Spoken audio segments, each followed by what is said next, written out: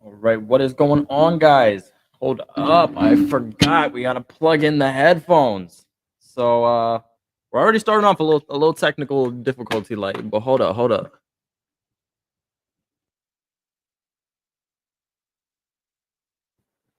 Just like that. All right, here we go. There we go. All right. What is going on, guys? I know this is a super late live stream. Um but I do. Oh my god. I don't know what's happening right now. I know it's a late live stream. I did want to kind of hop on, talk about some of the news today. I got out of work kind of late, so unfortunately wasn't able to talk about everything the way I wanted to. I know that a lot of people were asking me my overall thoughts um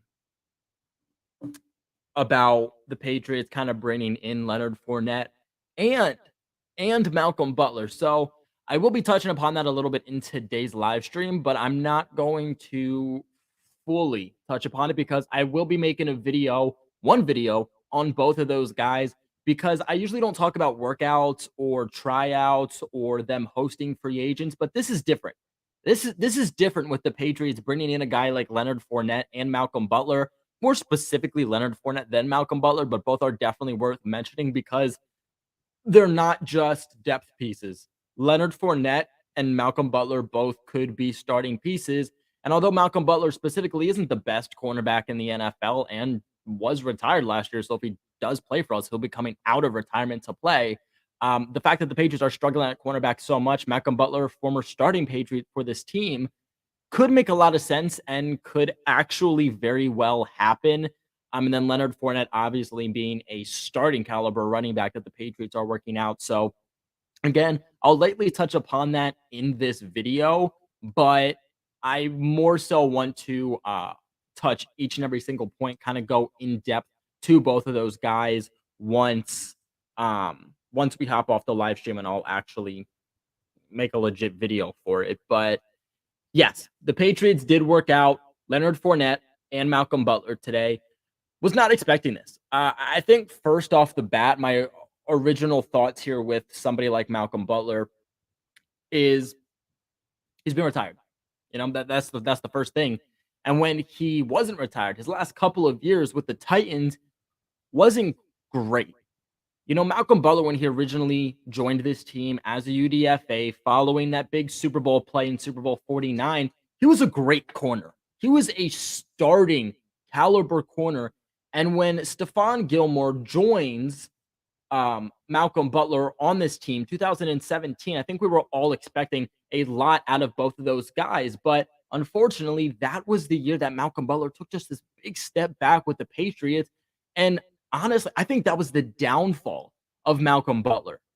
I think ever since that game in the Super Bowl 51, where Malcolm Butler just was out of it, he was getting torched by Julio. Ever since that game, I have not seen the same Malcolm Butler. Now, maybe if he was thrusted into like a number two role, he'd play better. And honestly, even if Malcolm Butler signs, I think this is going to be a different team than he played on in his first tenure with this team. We don't have JC Jackson. We don't have a starting caliber cornerback. I just don't see this team playing man coverage the way that they want to. And with that being said, this could be a team that plays a lot of zone coverage next season, which with that being said, you don't have, your number one corner on your number one wide receiver playing press man coverage. You're playing zone. Each guy's asked to fill a certain part of the field. And it's really just, hey, whether it's a wide receiver one, wide receiver two, or wide receiver three, if they're coming into your zone, you got to defend your zone and do the best that you can. And I think Malcolm Butler could definitely still thrive in zone coverage. I just think for some reason, you get him into man coverage and something technique wise is off. He bites on receivers too much. And again, not something he used to do. But ever since that game against Julio Jones in Super Bowl 51, just did not see the same Malcolm Butler, which ultimately went to the Patriots not really caring to resign him. Well, I mean, sure, also the fact they didn't play him in Super Bowl 52, but also the fact that I don't think that they were too into Malcolm Butler after signing Stephon Gilmore and kind of seeing the downfall of Malcolm Butler. But with the depth currently on this team, you can't say Malcolm Butler is a bad addition. You can't say that Malcolm Butler is any worse than the corners the Patriots currently have on their team. So for me, it all depends on where Butler is from a standpoint physically. Mentally important too, but definitely physically. After not playing football last year, he was signed by the Cardinals, decided to retire. Now he's potentially looking to come out of retirement. So kind of seeing where he is from a physical limit. Let me check the chat, make sure we didn't get any super chats yet.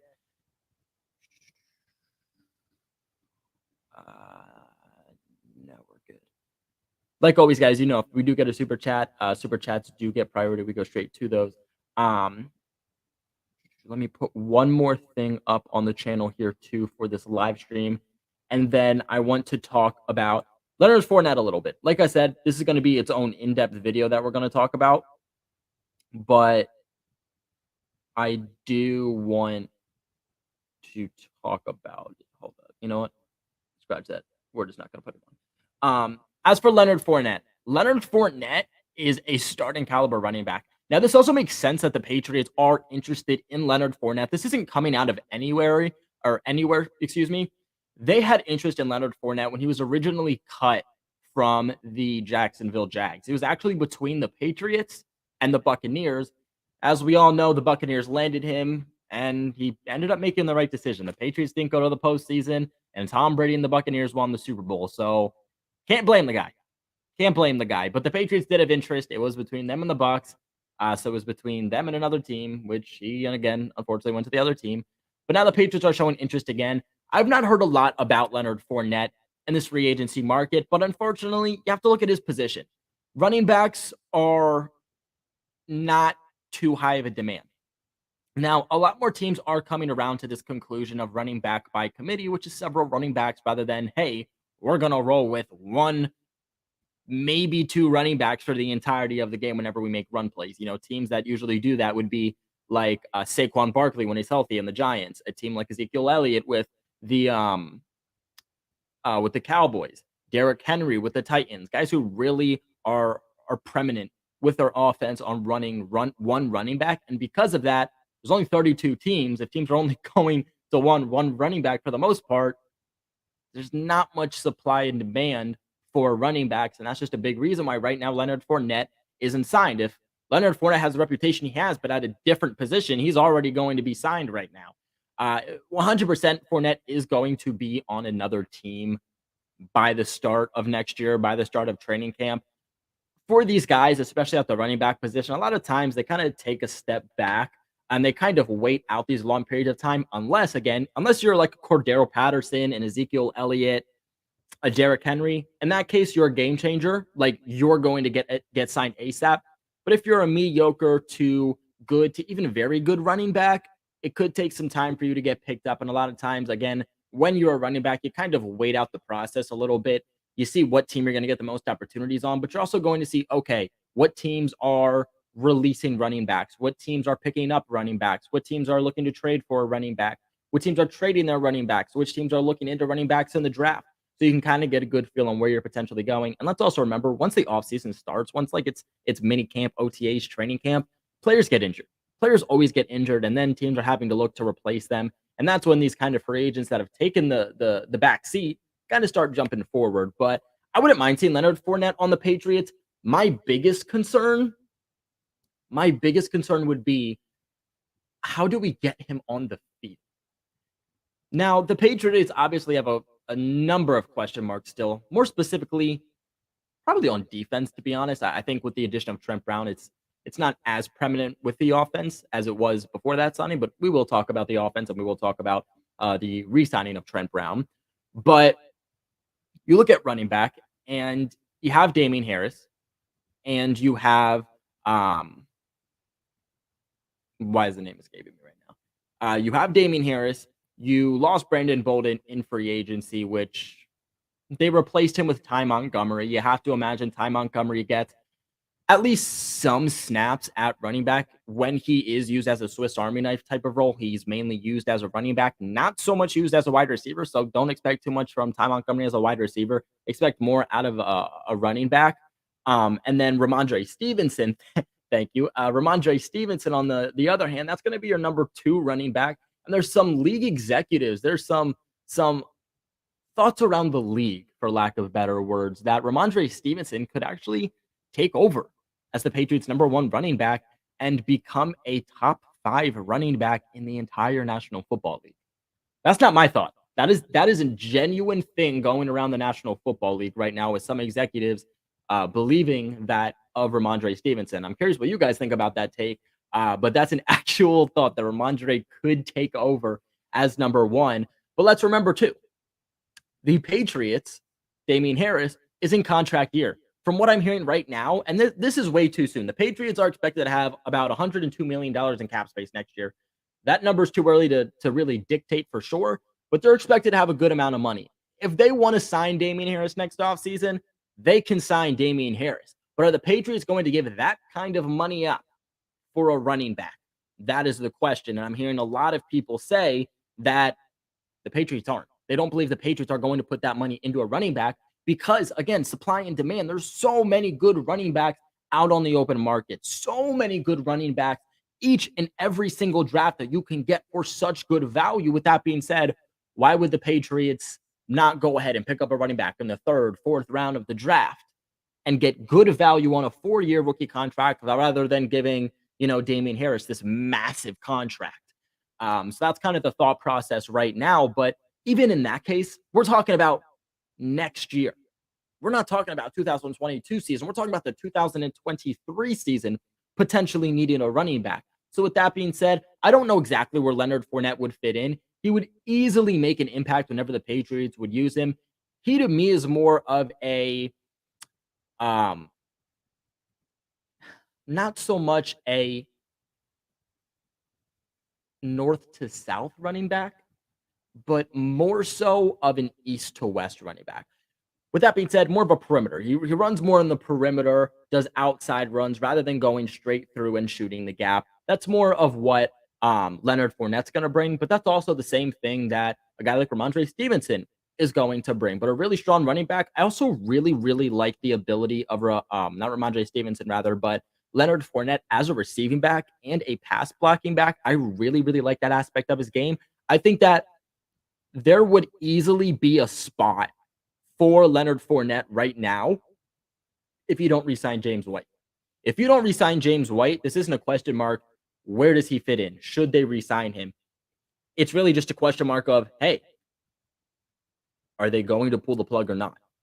But again, now that you have your 3rd down back in James White, you have your receiving back in James White, and at least for the 2022 season, you have Damian Harris and Ramondre Stevenson as your 2 starters. Just not too sure where Leonard Fournette would fit in because, again, he's a very good running back. He's a starting caliber running back in this league. If the Patriots don't get him, easily somebody else is.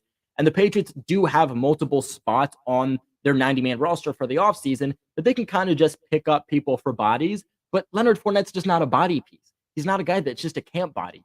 He's a good starting piece that would actually contribute to your team. He's not looking to just be a camp body anywhere. So again, I'm just not sure kind of the route the Patriots would take with that move. But if they make it, don't get me wrong, I'm all for it because that backfield just becomes even better.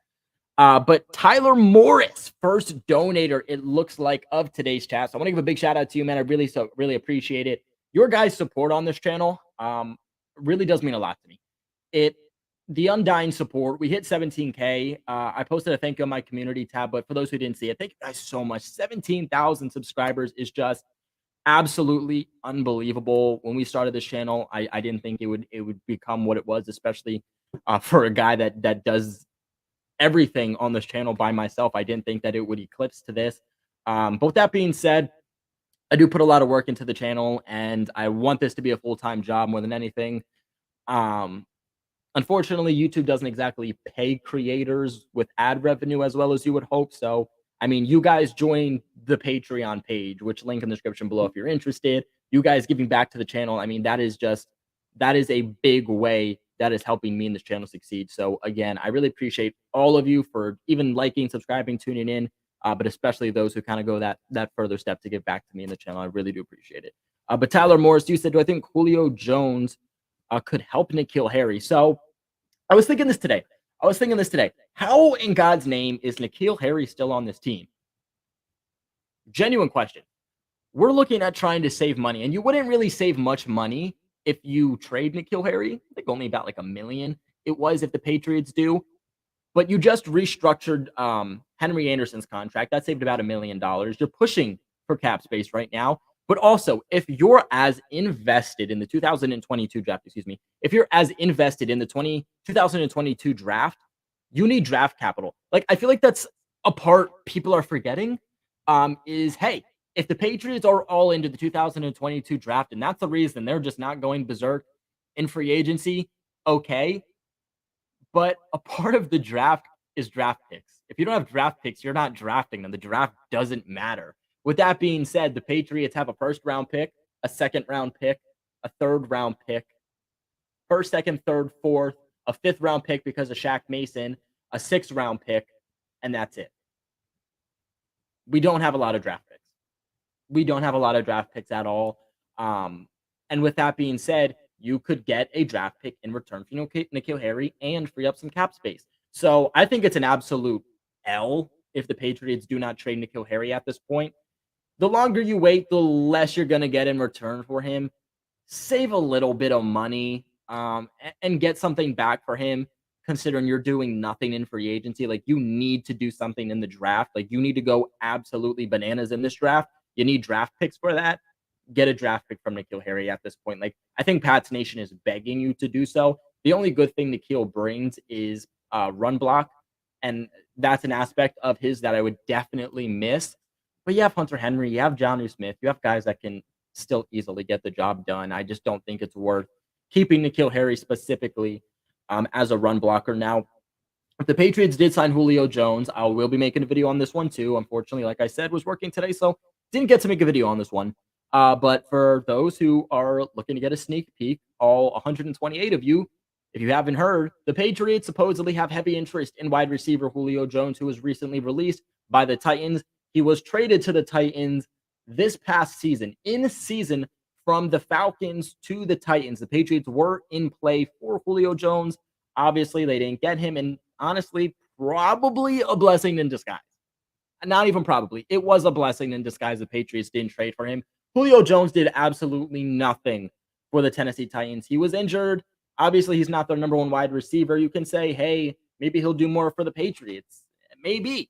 He's not the old Julio Jones, though. That's the thing. He's not the old Julio Jones. But I would take Julio Jones at this point over N'Keal Harry. Like, even a bad N'Keal Harry, or even a bad Julio Jones, even a washed up Julio Jones at this point is going to produce more in the passing game than N'Keal Harry is going to. But even if Julio Jones was to join the Patriots, I don't think that would help N'Keal Harry. At this point, how N'Keal Harry plays is how N'Keal Harry plays, and he's just going to continue to get pushed down the depth chart. There was the point N'Keal Harry was wide receiver 4, wide receiver 5, and he's still not producing. At this point, it is a level of talent and a level of scheme fit for N'Keal Harry. This isn't, oh my God, N'Keal Harry's being put in a bad situation. Oh my God, you're asking N'Keal Harry to go up against too good of competition. No. Again, he's going up against a defense's worst opponent at this point. Defensive coordinators are not worried about N'Keal Harry. They're not putting their first, second, and honestly, not even third cornerback on N'Keal Harry. You could put your worst secondary piece. You could put a linebacker on N'Keal Harry and be fine. Defensive coordinators, they're not worried about him. It's not a point of pushing him down the depth chart and giving him a mismatch defensively. It's just, it's time to move on from N'Keal Harry, and that's honestly what this is. Big shout out to you, though, again, Tyler. Really appreciate it.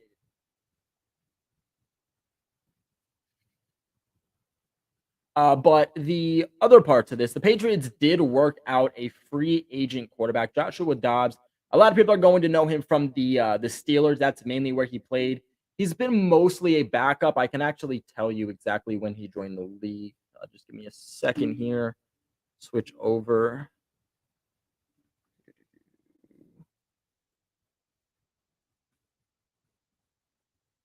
Wow, I actually thought Dobbs was in the league for longer than this. Dobbs originally joined the league in 2018, mainly played with the Steelers, like I said before, but also has some experience too here with the Jacksonville Jags. He's had some games where he has started. He started 5 games, or he appeared in 5 games in 2018, and then also started in 1 this past season. A good backup quarterback for sure.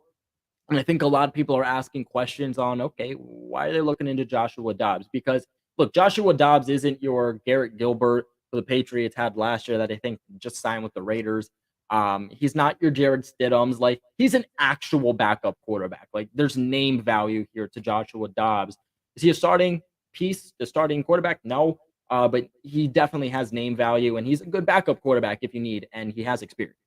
But nonetheless, the Patriots are looking into him is because, again, guys, they have a lot of open spots. The Patriots lost a lot of guys already this offseason. There's a lot of players of theirs that are still currently free agents who are not signed under contract for this team. And the Patriots haven't really went out and made outside acquisitions. I think they've made 2, corner and Ty Montgomery. I think those are about the 2 additions that they made. Only 2 they made actually so far in free agency.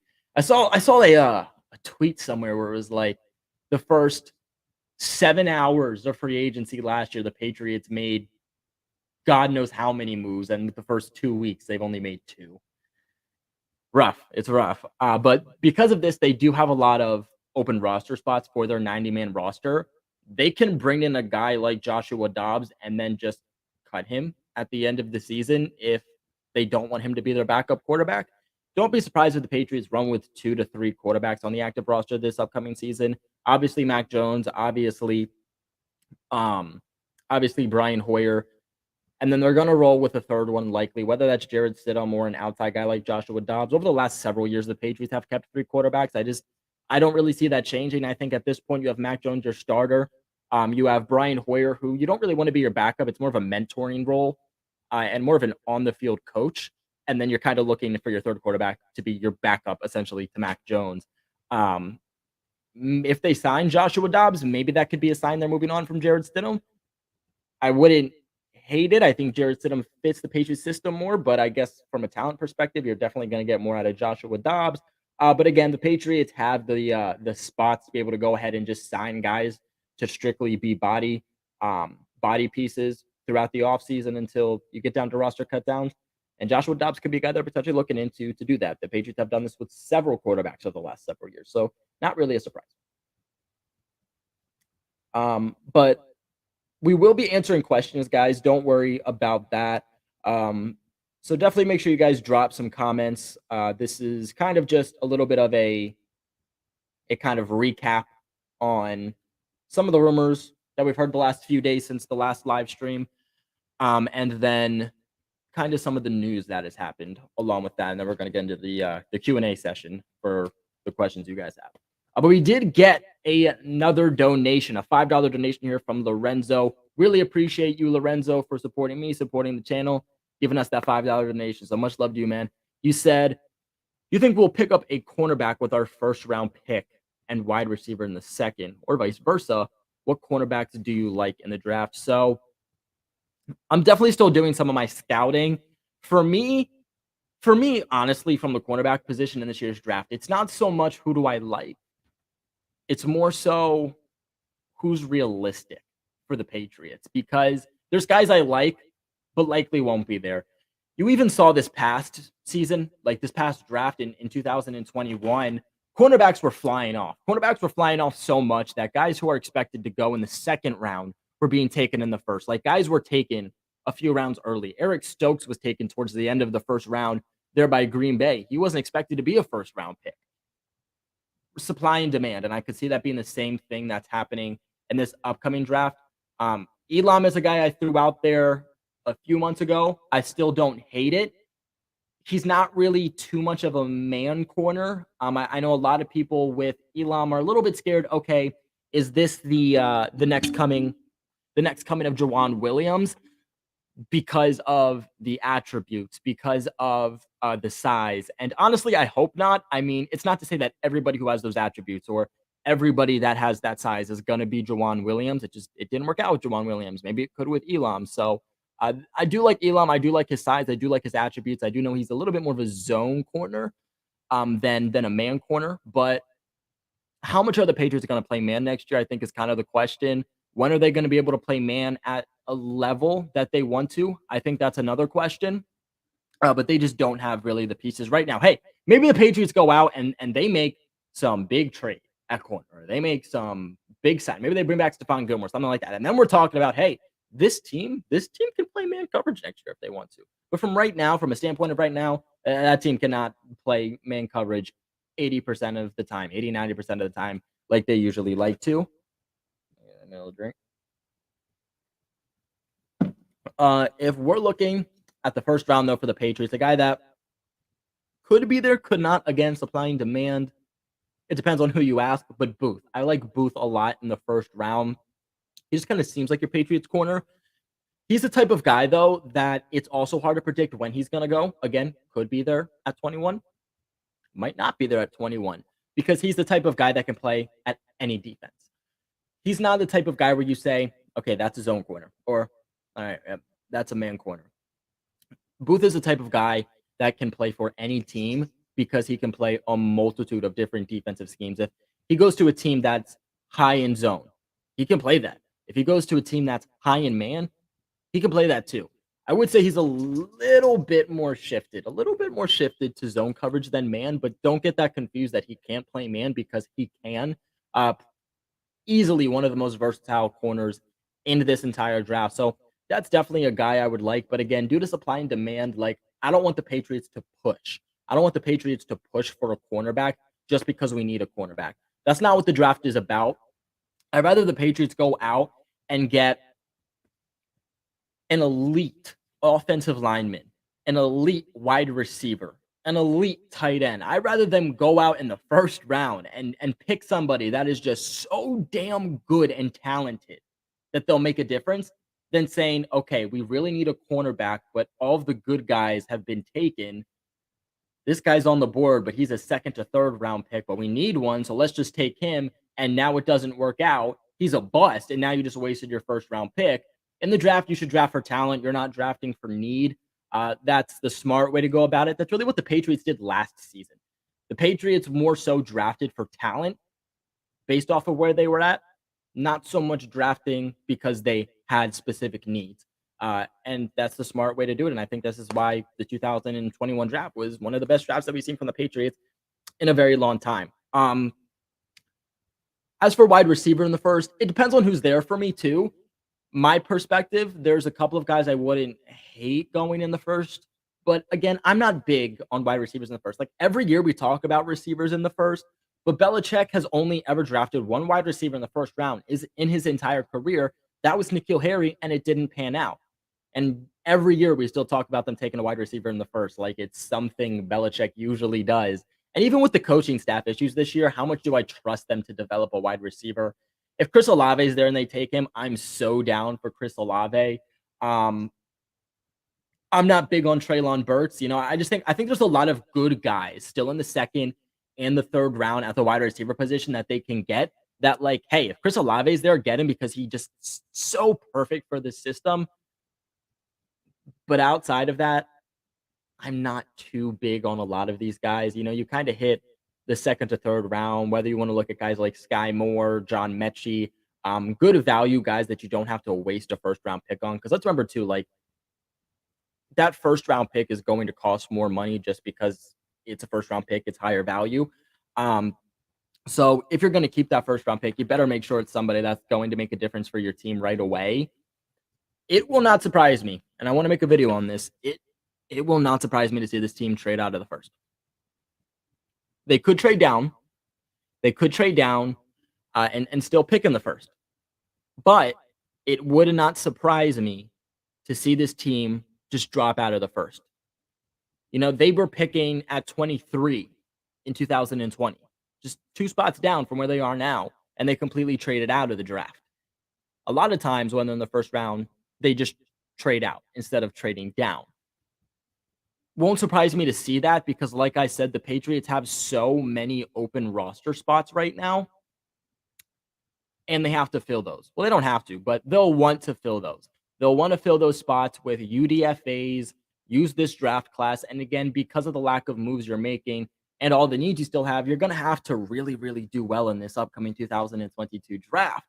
So I think the Patriots are going to want to compile more picks.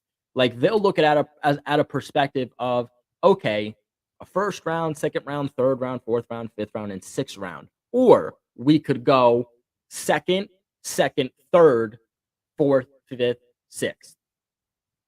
Pick up an extra couple of valued picks. It's not like you're trading out of the first and you're getting a fifth and sixth. That's not what it is. You're trading out of the first and you're still getting good quality draft picks in return. You're picking up an extra second, you're picking up an extra third.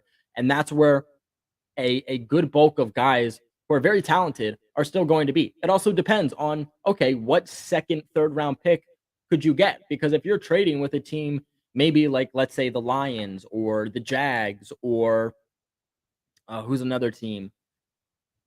Even the Falcons are fairly high. You can even put the Broncos in there. That's still a fairly high second to third round pick. And if it's a second in this case, that's right after the first. Like that's essentially a first round pick. So that's just the way that I could really see the Patriots and Belichick going about this is, hey, we barely did anything in free agency. We don't have many draft picks, especially compared to recent years. Let's compile more draft picks. Let's get more talent in the second to third round rather than spending more money and picking one player in the first round. If there's a guy they really, really love at 21, they'll grab him. But it really seems like this team is primed based off of what they're doing so far and based off of what we're hearing from this team for this upcoming draft. They just seem primed to be a team that trades out.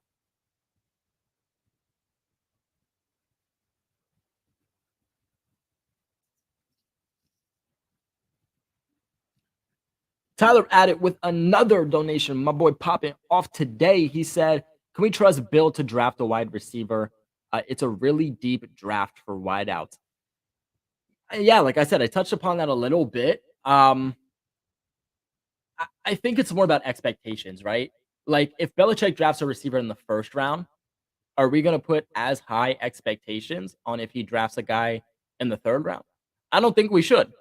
If you draft a guy in the first round, you're expecting that guy to be a game changer. You're expecting that guy to be a day one impact. Maybe not a day one, but definitely a guy that's going to make an impact that season. That's why you're drafting him. You know what I'm saying? So with these expectations of N'Keal Harry, were they high from our fan base? Yes. Were they respectfully high? Yes. Only receiver Belichick's drafted in the first round. Belichick drafted a receiver in the first round. You're drafted in the first round at any position. I don't care. I have high expectations on you. So if Belichick goes and he drafts a receiver in the second, third, fourth, fifth, sixth, seventh round, obviously as each round goes down, like that's the least amount of expectation I'm going to have on a guy. But I think that's the way we should look at it. No matter where Belichick drafts a receiver, depending on what round is the type of expectations that we should have on that guy. Belichick has drafted good receivers in the past. Does it happen a lot? No. But he has drafted some good guys. You look at the guys that he's drafted that were good, very few, but still guys that turned out to be pretty good for the franchise. Those guys were drafted really in the mid to late rounds. So I think if Belichick's going to draft a receiver, third round, fourth round, fifth, sixth, seventh, like those are probably the good rounds to go ahead and look at a receiver. I know a lot of people aren't too high on John Mechie for this team. It really just depends on who you ask. But I do like John Mechie for the New England Patriots. I think that he could actually be good for this team, especially we've seen from teams going with a young quarterback and then bringing in one of their best receiving pieces from college. It just seems to always pan out well. And I'm not saying John Mechie's Jamar Chase in any way, shape, or form, but the connection that they have already off the field and even on the field in college can really go ahead and make the difference. Football is all about talent for sure, but it's not just about talent. It's also how's the chemistry? How's the mental aspect? How is your processing? That is just as important than a talent perspective. You can have one or the other and be extremely successful in the NFL. You don't just have to have talent, but you got to have at least one of those. So I do trust Belichick to still take a receiver and develop. But again, if we're talking about a first round wide receiver, like those expectations are going to be through the roof, and respectfully so.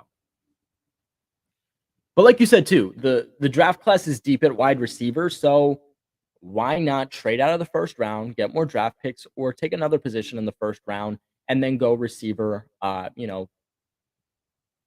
third, third round. You know what I'm saying? Like it should still work out. And I would say second round, but the Patriots just I don't think they've ever drafted a receiver in the second round. Like I was doing my research and I just could not find a receiver that they drafted in the second round. So respectfully so. Uh Old man Mob says, I believe we can get Mechie in the second round. Yeah. Yeah, you should be able to get John Mechie in the second round. I don't see John Mechie like right now he's projected to be like a third round pick. I'd be surprised if Mechie's gone by the Patriots second round pick. Especially if you trade down, you're probably getting a higher second round pick than you currently have. So he should definitely be there if they wanted to take him in a second.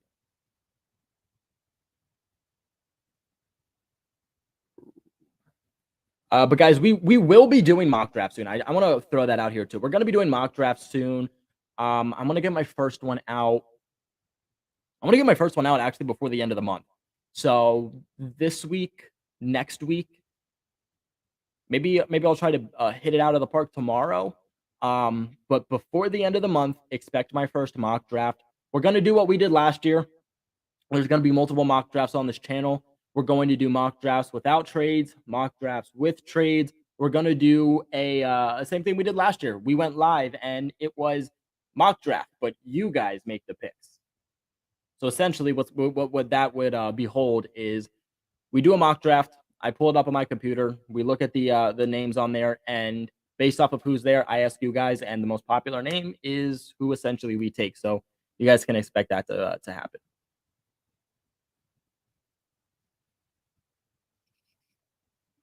But I do want to touch upon, excuse me, I do want to touch upon um Trent Brown. So Trent Brown resigns with the Patriots. This is a 2-year deal. I don't think we found out the terms of the deal. Let me quickly check, but I'm pretty sure we didn't find out the terms other than a 2-year deal, but I could be wrong. Um, let me see. Yeah, it's a 2-year contract. The terms of the deal are not known right now. I will say that this surprised a lot of people. Okay, this kind of surprised me myself. Trent Brown really wasn't expected to resign with the Patriots. Now we know the Patriots were in the ballpark, but other teams were going to offer more for Trent Brown than the Patriots were going to.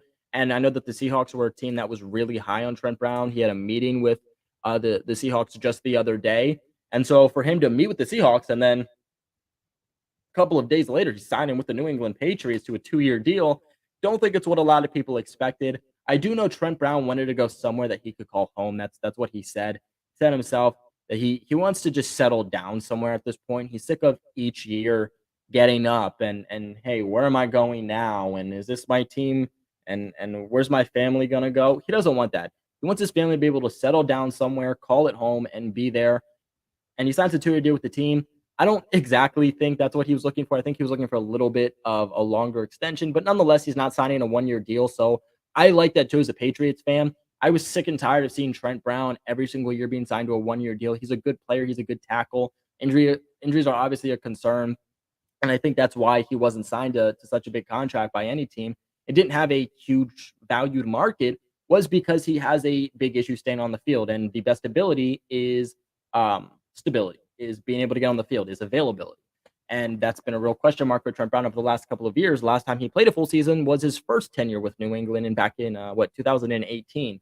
But again, the Patriots desperately need help at the offensive line.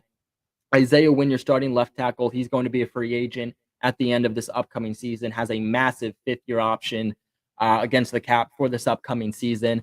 So you really don't want to have 2 tackles who are going to hit the free agency market at the same time. That's going to be really, really rough for the Patriots. So I'm glad we don't have to worry about that next year. We'll still have Trent Brown locked up.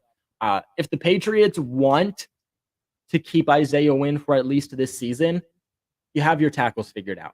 Essentially, all the Patriots have to figure out right now is left guard or right guard. You have Onwenu at one of those spots. You have your tackles now. You have your center. You just have to find that replacement for Shaq Mason in one of your guards, which the Patriots could literally get a 6th, 7th round pick and easily find their starter within that. So definitely not worried about that, although Trent or the Shaq Mason trade does ultimately still suck. But again, I'm happy. I do want to see the terms of the deal. The terms of the deal will definitely dictate how I feel overall about this signing, but it wouldn't surprise me if Trent Brown maybe gave the Patriots a little bit of a discount. Like I said, he wanted a place to call home, and he loves it in New England. That's his favorite place. When he got traded from the Raiders to the Patriots, he was ecstatic. So it wouldn't surprise me if maybe he gave the Patriots a little bit of a hometown discount, but we'll just have to see.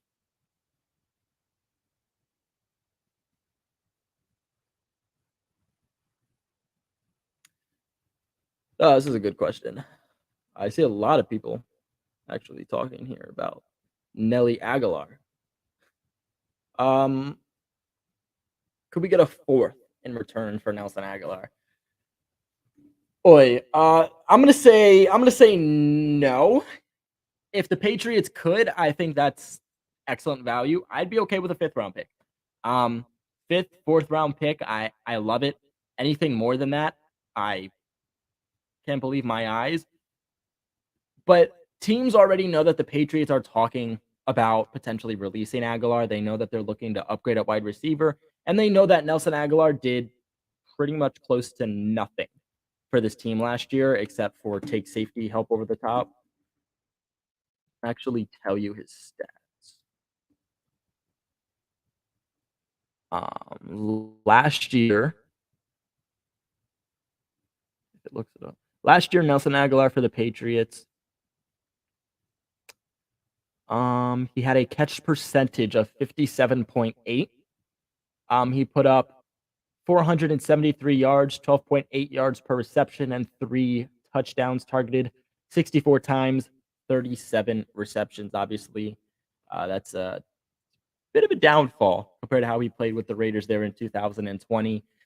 I think teams are going to look at that and say a 4th round pick. Now, if his contract wasn't bad, okay, then I think you could probably get a 4th round pick that's on a decent deal. But he's also on a 1-year contract. He's going to be a free agent at the end of the season. And you look at his contract, he's set to make $14.8 million. $14.8 million this upcoming season. It's going to be 14.8 against the cap also. So if the Patriots decided to trade him before June, they would take on $10 million in dead money, but only free up about $4.8 million in cap space. Now, if they trade him after June 1st, so basically, if the Patriots trade Nelson Agholor, I don't expect them to trade him until after June 1st. The reason I expect that, by then, teams are probably going to deal with injuries, so maybe his market could go up. But if the Patriots trade Nelson Agholor after June 1st, they take on $5 million in dead money, $9.8 million in cap space. So it actually hurts them if they trade him before June 1st, but it helps them. Obviously, $5 million in dead money is not great, but they'll at least have $9.8 million freed up in cap space rather than if they traded him before June 1st and you're only taking on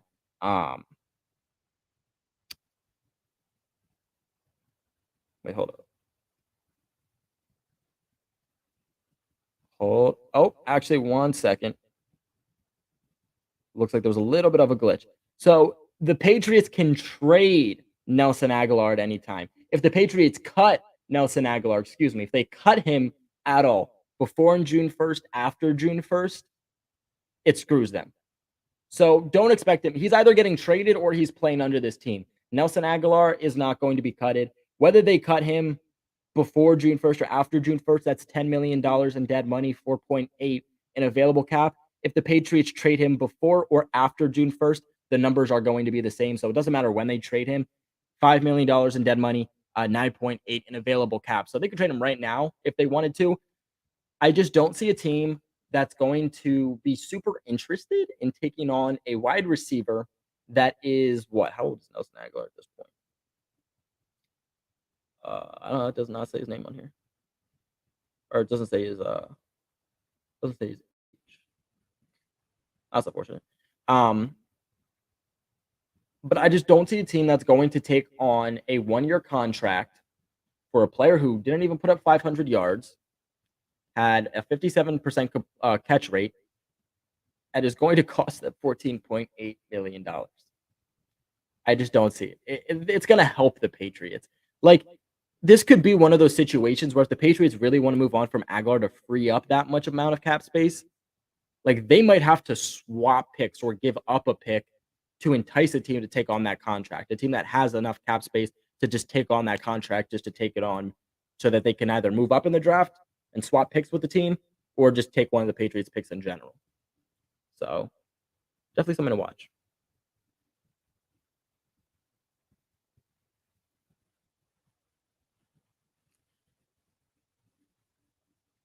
He would have put up more yards if we gave him the ball more. He would have put up more yards too if him and Mac were able to hit on some of the routes that they weren't able to hit on earlier in the season. I think early in the season, Agholor didn't do too bad, but then he got injured. Then he got quiet, picked it up a little bit again towards the end of the season. But maybe this offseason they can try to figure out something more for him.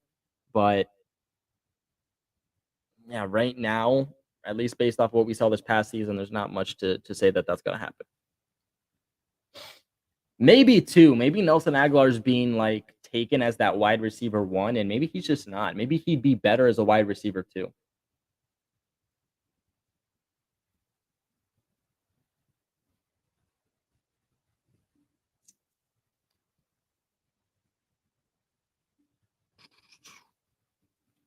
Take another drink.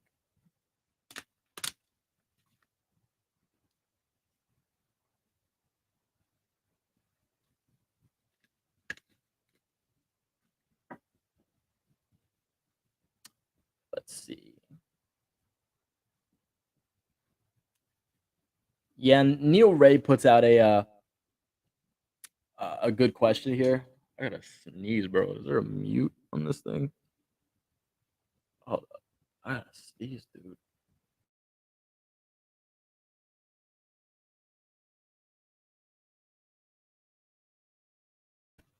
Yeah, excuse me. Neil Ray brings up a green point that I tweeted upon this earlier. And you look at the AFC so far this offseason. Oh my god. The AFC is the best division in football. Don't at me. A few years ago, you could have said the NFC is the best division in football. I wouldn't have argued with you. The AFC is the best division in football. Hands down. Hands down, the AFC is the winner over the NFC. Matt Ryan. Matt Ryan has entered the AFC. He got traded from the Falcons to the Colts. He enters the AFC now. You have Deshaun Watson, who was always in the AFC, but now he's back at football, so he's another threat. Baker Mayfield, we don't know where he's going to go, NFC or AFC. We'll just have to see. But Russell Wilson. Russell Wilson goes from the Seahawks in the NFC now to the Broncos in the AFC or the conference. Yeah, I mean conference. Not division. Excuse me. The AFC is the best conference versus the NFC, not division. I was thinking like East and West and all. My bad. Long day at work, y'all. Let me tell you, long day at work. But with all these moves that are happening, it really concerns me on the outlook for the Patriots right now. And it's still very soon. It's too soon, essentially, to say how this team's going to look like next season. But the AFC was always competitive. Last year, the year before, you have the Chiefs, the Bills. The Bills just signed Jamison Crowder. Like the Bills are looking even better this offseason. The Chiefs are still the Chiefs. Now you have the Broncos looking like a potential threat. The Colts getting their elite quarterback. The Raiders are another team that looks really good right now. The Chargers got way better. You can only have so many teams make the playoffs. And you look at the teams that missed the playoffs last year. Broncos missed the playoffs. Colts missed the playoffs. Chargers missed the playoffs. 3 teams that got better, easily better. And we can't say the Patriots got better. I think the Patriots got worse. The Patriots got worse right now. Again, long time to go, they could still get better, but compared to last season, the Patriots currently got worse. From a perspective right now, looking at the teams that got better, looking at us who just squeezed into the playoffs this past year. We went from 1 seed to just squeezed into the playoffs. The Patriots could be knocked out. And that really sucks to say. It really sucks to say that just a year after this big haul that the Patriots could be out of the playoffs already. But the NFL doesn't wait for you.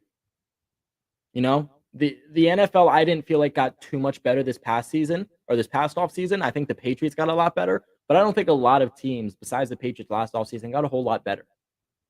But now the Patriots are standing pat, and all of these teams are making crazy blockbuster moves. I don't know if I've ever seen an offseason in the football or in the NFL. I don't know what was going on with me there.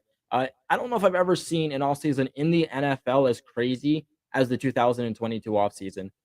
I mean, Devontae Adams, Russell Wilson, Matt Ryan, Khalil Mack. I mean, we could just go on and on and on, and that's just guys that have been traded. What did I say? Yeah, dude, that's what I'm saying too. And with that being said, I'm just really concerned on if the Patriots are going to be at a standpoint where they're going to be able to make the playoffs. I'm really concerned because of just how good the AFC has gotten this offseason and this offseason alone. So, I mean, honestly, if you look at the Colts were a good team this past year. I think if they have a legit quarterback, they make the playoffs.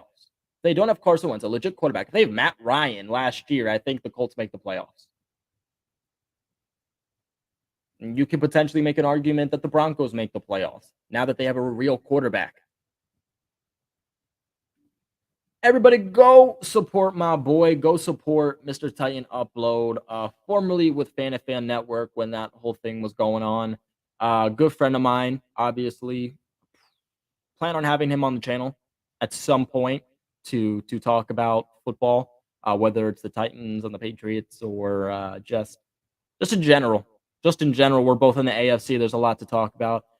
Great channel. Make sure you guys go ahead and check out Titan Upload. It's good to know about the Patriots, but it's good to know about the rivals too. So go ahead and check my boy out.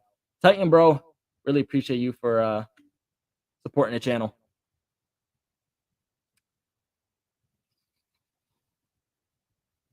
Oh yes, Von Miller to the Bills. That is another big one, and that is that's in division.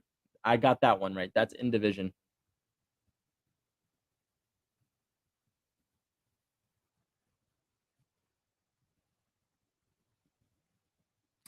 It's going to be very tough, but we can get a vet cornerback and a vet quarterback and draft a cornerback. Get Jones back, get a vet, and D-line, offensive guard, draft a wide receiver and linebacker and offensive line. D-line, we're fine. The Patriots get this figured out for sure. I completely agree, and that's not to say I don't think they will. I think bringing in a veteran cornerback, a actual veteran cornerback, like can you get Stephon Gilmore back by chance? There's a couple of other free agent cornerbacks that I think could be plugged in and be actual legit difference makers still in this team. So I agree. Get a veteran cornerback. At some point, draft a cornerback, preferably early on. Pick up a bunch of UDFAs. Belichick's great at drafting UDFAs. We're going to have so many roster spots for this 90-man roster for the offseason before roster cutdowns to be able to have a lot of UDFAs compared to last offseason where we had no UDFAs because we just didn't have room on the roster. This is going to be a perfect year to have several UDFAs. Pick up a bunch of UDFA corners, UDFA wide receivers, and just see if you can get essentially your JC Jackson, your Malcolm Butler, your David Andrews, guys that were UDFAs that made differences and became starting pieces for this team. We do get Jonathan Jones back. I think that's going to be a big one, but keep in mind, Jonathan Jones is going to play in the slot. He's not going to be a perimeter guy. Obviously, draft O-line, put some depth behind these guys so we don't have to worry about the O-line. And then, yeah, the Patriots are looking to get younger and faster at linebacker. So I think they've already done so, but maybe add one or two guys there at the linebacker position. But we're going to end for today's video. My throat is killing me. And I had a long day. I had a super long day. I still have to record a video or two tonight. But I really appreciate everybody for watching. If you haven't subscribed to the channel yet, please make sure you do so. Check out my content. Leave a big like on this video and subscribe to the channel for all of your New England Patriots news. But like always, I appreciate you guys. Go Pats.